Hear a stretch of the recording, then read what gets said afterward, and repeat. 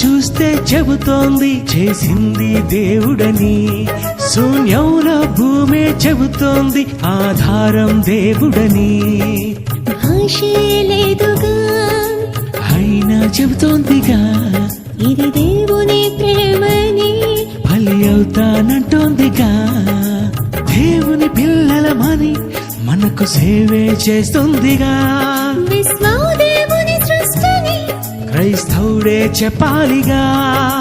పువ్వును చూస్తే చెబుతుంది చేసిందే దేవుడని, శూన్యంలో భూమే చెబుతోంది ఆధారం దేవుడని.